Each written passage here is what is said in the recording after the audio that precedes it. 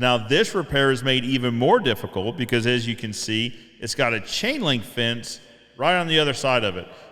So the difficulty on this repair is increased significantly. What is up, fence fam? Joe Everest, your fence expert. If you follow the channel for any length of time, you know what we're up to. Jeremy has gone out and scoured the YouTube lands in search of interesting fence videos that he thinks that you guys would like to watch and that I would like to comment on. Let's do that. All right, guys, this video is titled How to Repair Leaning Fences by the Honest Carpenter. I like this video already. As always, the video will be tagged. The link will be in the description below if you'd like to watch it in its entirety without my commentary. Hi there, I'm Ethan James with thehonestcarpenter.com, and in this video I'm going to show you how to repair a sagging or leaning fence in your backyard, particularly taller fences like this one. This is a privacy fence. It's 6 feet tall. They're more prone to sagging over into the yard, so I'm going to show you how to get them standing up straight and secured where they're supposed to be. Yeah, when it comes to fence repair calls, I think 6-foot privacy fences are our #1 request. You know, it's typically the posts rotting off at the base, or it could be, it looks like this one is suffering from that. The 2x4 is the panels pulling away from the post. I'm excited to see what causes this one. There's usually a couple different causes. You know, I think I know why Jeremy picked this video, because we get a lot of questions about how to repair leaning or damaged fences. So let's see how the Honest Carpenter gets it done. So what's happened with this fence, and what generally happens with all leaning fences like this, is that the post that the 2x4 or 2x6 stringers are attached to has come unseated in the ground. It wasn't anchored deeply enough or with enough concrete, and winds or gravity or just weather are pulling the fence out of the yard because it's like up.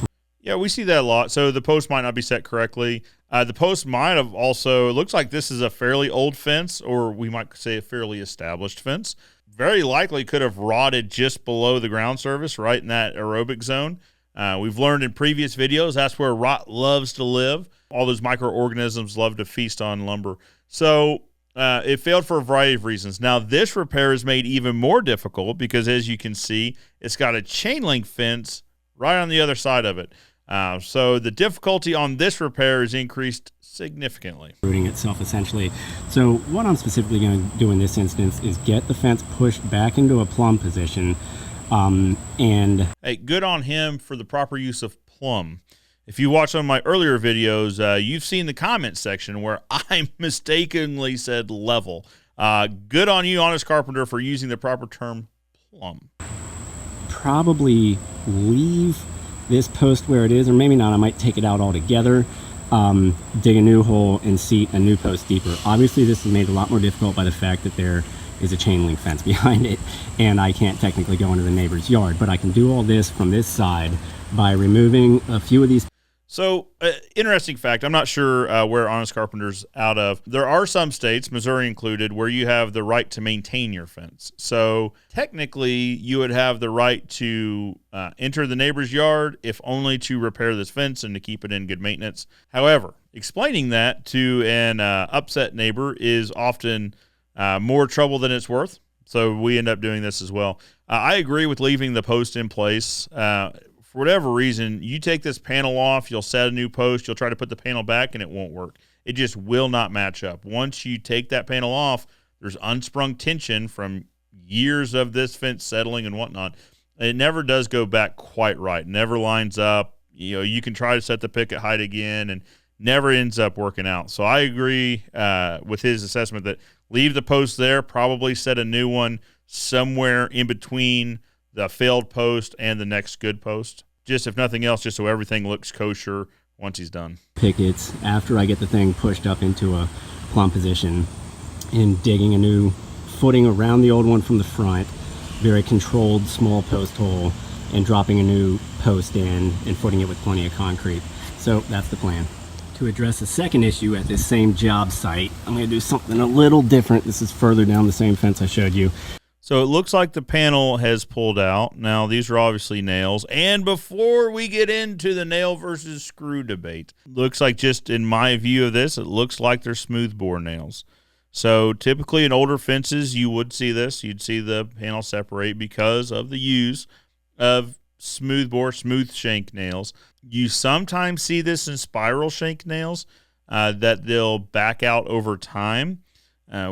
We prefer using ring shank nails. It just seems to be a good system. We don't typically see repairs on wood fences due to them pulling out with ring shank nails.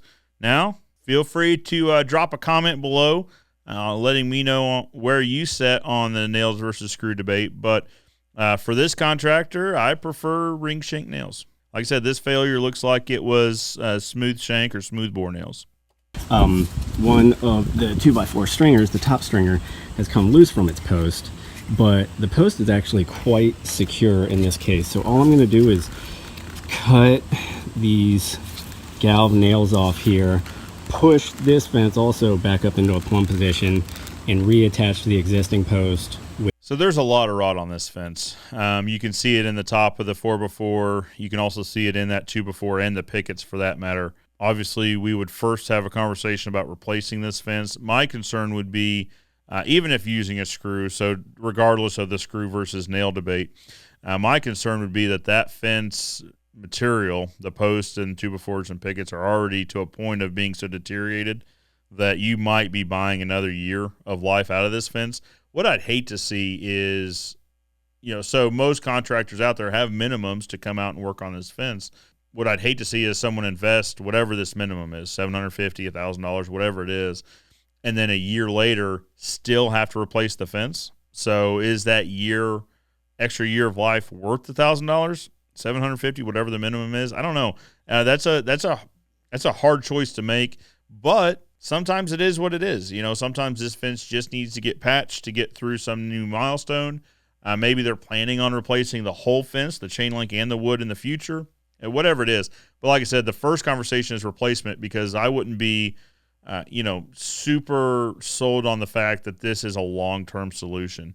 I know he said the post is solid, but a lot of these posts rot from the inside out. You don't actually see there's a problem until it fails. He could really feel like this thing's a solid post, and then 8, 10, 12 months later, the post just gives up the ghost. So I don't know. First conversation is replacing. And for all I know, they had this conversation, right? And that repair was the only option on the table. But again, I would be concerned that the materials just wouldn't hold whichever, nails or screws, that he's getting ready to use. With very long screws that'll go in and bite more of this lumber. And I'll probably attach a scab or sister piece to the side that I can also drive screws through the stringer into that and just get this length of the fence more firmly attached. And that'll be easier once I get the badly sagging part way off towards the center, get that standing up plumb as well. Just as a quick idea on how to back out or get rid of nails like this, remove them, start with a hacksaw, install really close to the base. You can see I'm putting a notch in it back there. You don't have to get very far, just about halfway in. Set the saw down and either tap it with a hammer or grab it with a pair of pliers, bend a couple times, and it'll break right off. So if you want to see, that's pretty straightforward. We typically use like a reciprocating saw just to cut them off completely, but I like that method as well. See how to get a fence standing up straight again. All I did was take treated 2x4s, drive the heel into the ground just kind of with your foot and push them up against the fence itself. It helps if you can get the fence already kind of in an upright position by just pushing on it with your hand or your shoulder, and then you kind of pull the 2x4 down the face and it will slowly start to stand the fence up. If a post is bad enough for the fence to be leaning in the yard, then it's not going to fight you much sending it the other way. So I just use 2x4s to get the thing in a fairly plumb condition here. You can tell the fence is really kind of crooked and wobbly all down it because So that's a solid point too. A lot of these repairs, if the conversation does go towards repair is the only option, the next conversation is, what are the expectations? We could repair this to where this section or these few sections that he's repairing are exactly plumb and they're just right, but they will be the only parts of this fence that are exactly plumb and just right. So does that make the rest of the fence look worse? I like this tip on the bracing. It allows him to work without a helper, so keep his overhead low on these repair type projects. I talk to a lot of fence guys that are just getting started, and one thing that I emphasize is I think it's important to start with repair work. One, pretty lucrative for the money that's involved. Right now, You do have more projects in a week. So more projects at a higher margin, though. You end up with more money at the end of the week. Also, you don't have to rely on a helper full time. So maybe you have a helper that works part time on larger projects. Again, keep your overhead low, which is, I think, incredibly important for guys that are just kind of going out on their own. It also lets you kind of understand the process that goes into building a new fence. If you know where the points of failure are through repairing tons of these fences, it's going to influence your opinion on, how you build your new fences. Repairs are incredibly important. Anyway, I like this tip on the bracing. Allows him to work without a helper. Again, keep his overhead low. Warped every time. But this would be good enough for me to start digging right down here at the base of the post that I exposed when I took off these few pickets, and I will drop in the new post beside it now that I have things standing up fairly plumb. So here I've started digging beside the ineffective post, and you can tell how rotted out this thing is. No wonder it wasn't holding on to anything anymore. But I did expose the concrete boot that it used to sit in, which is pretty big, and it's of course in the way of where I want to dig. So I'm digging to the right of it. It's not fun, this front side digging, but you can get it done. And the way I generally dig post holes is with a demolition bar, and I just gouge out the ground like this and then lift it out, put it in a bucket so I can spread it somewhere in the yard wherever the client wants me to. This keeps you from digging a post hole that's just too huge. Your post hole really only needs to be about twice the diameter of your post. So with something long and skinny like a pick, yeah, that's a good rule of thumb. The hole twice the diameter of the post. You need that twice the diameter on either side, though. So you need it. Ideally, it would be an 8-inch cylinder for a 4x4 post. Now, I fully understand 4x4 posts are typically 3.5 by 3.5. So if you feel so compelled to dig a 7-inch hole, then okay. 8-inch hole will give you a little even more stability. But there are probably more efficient ways to dig this hole. But I'd imagine he's using the tools that are at his disposal. But he is digging it from in front of the fence, which is going to increase the difficulty again on getting that hole deep enough and wide enough. You can do it with more control. So I'm just going to dig probably as much as 30 inches down like this, and then set my post.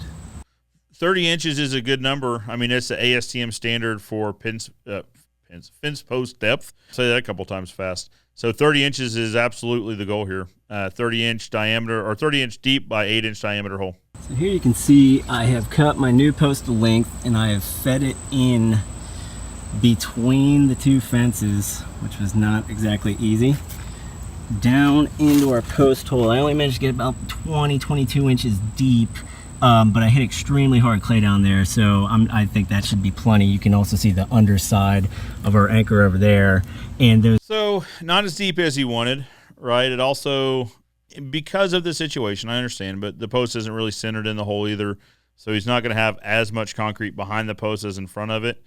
But he is tying into the existing concrete footing. Probably going to give it some extra support there. I think I know where he's going with these screws on the post. We'll see. These crazy looking screws that are sticking out. I did a video on this called Stronger Ground Posts, or Stronger Railings, and these are going to provide an anchoring surface for when I pour concrete down into the hole. These embedded screws will get essentially sunk into the concrete, and they will provide the post anchor a lot more strength. So if the post wants to move, it's really going to be grabbing all that concrete down. This came up in a review video I did in the past about, do these 4x4 posts, do these wood posts actually come loose in the concrete? And the comment section went both ways on that. Now here in the Midwest, specifically Southwest Missouri, I haven't seen it happen. As a kid, let me tell you, I would have loved if fence posts would have just come out of the concrete footer, because one of my jobs here on the lot before I could drive was breaking off concrete footers from posts. So it would have been really great if the post would have just slid out and we could just throw the concrete away, but not the case. So, are the screws going to be effective? Maybe, possibly. But the way I view it, though, is, are there any negative repercussions of doing that other than whatever the cost of the screws and a little bit of his time driving it? Probably not. I don't think they do anything detrimental to the stability of the fence or the post itself. So, I think maybe you could say the peace of mind that it buys is worth it. And if so, go for it. Down in the hole. So I'm ready to dump in a little bit of water and start dumping in dry concrete, and I will mix it in the hole. There's the concrete poured. Like I said, I start by adding a little water to the hole, and then I dump in Saccharine powder. So the concrete discussion is alive and well in the fencing industry, wet set versus dry compaction. So he and I, the Honest Carpenter, would differ a little bit in this scenario. So while we typically do wet set or pre-mix the concrete when setting posts, in this instance and for repairs, we actually typically do the dry compaction method. That way we know that they're absolutely strong before we leave the job. The concrete's obviously already compacted into place. Let me know what you think. Would you have dry compacted the concrete or wet set it like this? And then I actually mix it in the hole again using my demolition bar, and I make sure that I work it around the sides of the thing, because I didn't have the option of going to the other side today. So I have to kind of force things to go into the voids down in there in the hole using the demolition bar. But it's already starting to dry up. I left it just below grade so we can dump bark or dirt or some ground cover over this. And I will honestly probably remove the supports before I leave today, but I'm going to leave them in for now. This fast setting concrete, it's going to take some yield within like 20 or 30 minutes. It's probably already doing it right now. And so that's a good point to make, I guess, is that he used a fast setting quickcrete or concrete. I don't know if he said the brand name, but fast setting concrete. So I want to say within like 2 to 4 hours, they're at 90% strength or something. So really rapid set. So again, that probably plays into the wet set versus dry compaction discussion. But again, let me know what you think in the comments below of, would you have mixed this wet set or would you have dry compacted it? Next, I can focus on getting these pickets back on, and things will be pretty good after that. I might add just a little more blocking as well to the left side of the pre-existing post. Here's the wrap up to the sagging fence repair. I got the new post fully embedded. As you can see, I took out the supports.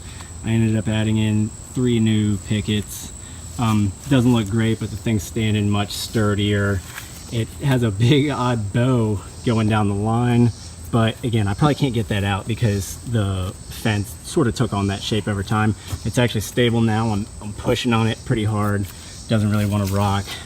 I did another picket replacement down here where I did a bunch of sister pieces on the back side of the fence, but that's good enough. The thing's not going to dip into the yard anytime soon, and I think the client will be happy.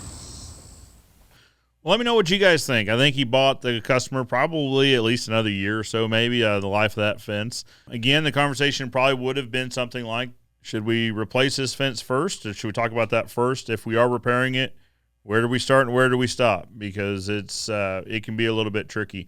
Honestly, I think it is a great job. Like I said, I think he bought the customer probably at least a year or so of life out of the fence. Let me know what you think. What would you have done differently in this repair? What would you have... Would you have reviewed it any differently? I don't know. I'd love to hear from you guys. All right, everybody. That wraps up another reaction video. Let me know what you guys think in the comments below. Would you have done it differently? Would you have reacted differently? I always love interacting with you guys in the comments. So leave me one down below, and I'll respond. Until next time, I'm Joe Everest, the fence expert, reminding you that good fences make good neighbors. And I'll see you next time.